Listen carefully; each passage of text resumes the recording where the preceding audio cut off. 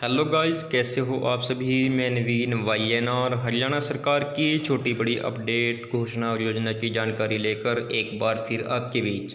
आज की अपडेट बहुत ही ज़बरदस्त है।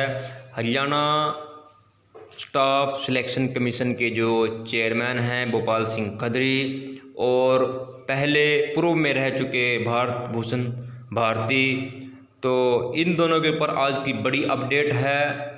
किसने भर्तियां ज़्यादा की और किसको कितने नंबर दिए गए, और हरियाणा में पटवारी, कैनल पटवारी, ग्राम सचिव, सीईटी भर्ती कब कंप्लीट होगी, बच्चों के साथ कितना खिलवाड़ होगा, कब इन भर्तियों के जो है एडवर्टाइजमेंट दोबारा एडमिट कार्ड के बारे में नोटिफिकेशन जारी किया जाएगा, बीजेपी आलाकमान के क्या है आदेश, क्या इसी तरह से बीजेपी तीसरी बार भी हरियाणा में सरकार बना पाएगी या नहीं। क्योंकि हरियाणा के बीजेपी आलाकमान कह चुकी है कि हमारी जो सरकार है दूसरी बार इसलिए आई थी क्योंकि हमने पहले 5 वर्ष में हरियाणा सरकार में बहुत सी भर्तियां की थी और बहुत से युवाओं को रोज़गार दिया था। इसी आधार पर युवाओं ने और लोगों ने हमें चुना था। लेकिन क्या तीसरी बार भी यही मुद्दा रहेगा या कुछ और मुद्दा, तो आपको लेकर चलते हैं बिग अपडेट पर। हरियाणा कर्मचारी चयन आयोग भर्ती करने में इस बार उतना नहीं कमा पाया जितना वर्ष 2015 में मुख्यमंत्री मनोहर लाल के नेतृत्व वाली सरकार ने हरियाणा कर्मचारी चयन आयोग का गठन किया था। भारत भूषण भारती को अध्यक्ष बनाया गया था। उनके साथ भोपाल सिंह खदरी समेत अन्य सदस्य भी शामिल थे। मुख्यमंत्री ने आयोग को मेडल दिया कि भर्ती योग्यता पर होगी, बिना पर्ची खर्ची होगी। इस मेडल को भारती ने ऐसा अपनाया कि उनके कार्यकाल में लगभग 75,000 पदों पर भर्तियां हुई।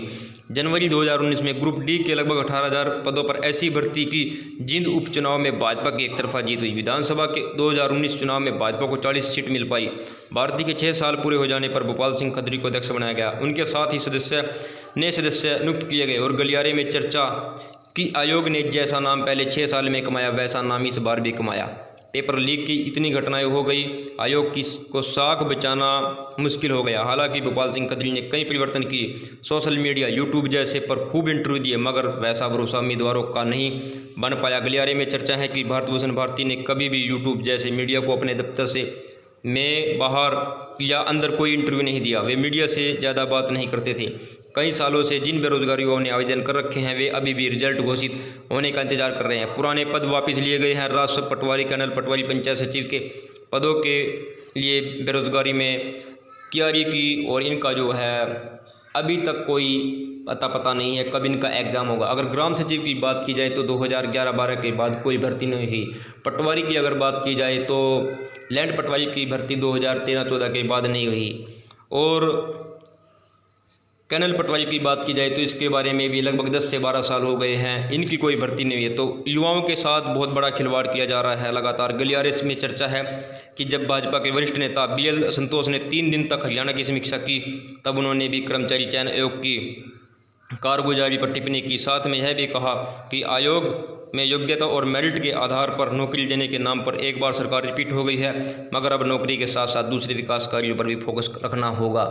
तो ये चिंता की बात है। हरियाणा में जो भी भर्तियां निकली हैं इस कार्यकाल के दौरान लगभग भर्तियां पेंडिंग हैं, और ऐसी भर्तियां जैसे कि कैनल पटवारी और ग्राम सचिव की भर्तियों के एडवर्टाइजमेंट 3 बार तक हो चुकी है। री एडवर्टाइज। आखिर कब इनका एग्ज़ाम होगा, कब इन बच्चों को सिलेक्शन होगी और कब इस हरियाणा का विकास होगा। क्योंकि अगर बात की जाए हरियाणा में ग्राम सचिव की, तो हरियाणा में ग्राम सचिव लगभग 6300 पंचायतें हैं हरियाणा के अंदर। लगभग की मैं बात कर रहा हूँ, कन्फर्मेशन नहीं है। तो अगर एक ग्राम सचिव के बात की जाए तो एक ग्राम सचिव के पास लगभग 20 से 25 पंचायतें आ रही है, तो क्या गांव का विकास हो पाएगा। एक पटवारी की अगर बात की जाए तो उसके पास 15 से 20 पंचायतें हैं। अगर इनकी भर्ती हो जाए ग्राम सचिव और कैनल पटवारी और पटवारी की, तो अगर हरियाणा में नई भर्ती हो जाती है तो जो कर्मचारी इस समय कार्य कर रहे हैं उनको भी थोड़ा कार्य करने में मज़ा आएगा, क्योंकि उनके पास भी जो कार्यभार है वो थोड़ा कम हो जाएगा। क्योंकि एक तो सरकार की पॉलिसी इतनी खतरनाक है, एक जो कर्मचारी है उसको डिपार्टमेंट का कार्य तो करना पड़ता है, उससे अलग भी उसको बहुत से कार्य दिए जाते हैं। और डिजिटल इस युग में एक तरफ सरकार बोल रही है कि हम सारा कार्य पेपरलेस करेंगे, लेकिन दूसरी तरफ लोगों के पास से इतने दस्तावेज बनवाए जा रहे हैं और कर्मचारियों की ड्यूटी लगाई जाती है। तो जब तक हरियाणा में नई भर्ती नहीं होती, CET एक एग्ज़ाम की बात की थी हरियाणा सरकार ने, 1 वर्ष इसको हो चुका है, पता नहीं कब इसका एग्ज़ाम होगा, कब बच्चे एग्ज़ाम पास करेंगे और कब इसके बेस पर फाइनल रिज़ल्ट होने के बाद जॉइनिंग होगी। तो ये कुछ आज की अहम अपडेट थी साथियों। अगर आप भी हरियाणा सरकार की छोटी बड़ी अपडेट घोषणा और योजना की जानकारी लेना चाहते हैं तो इस YouTube चैनल को सब्सक्राइब करें। वीडियो अच्छी लगे वीडियो को शेयर ज़रूर करें। धन्यवाद।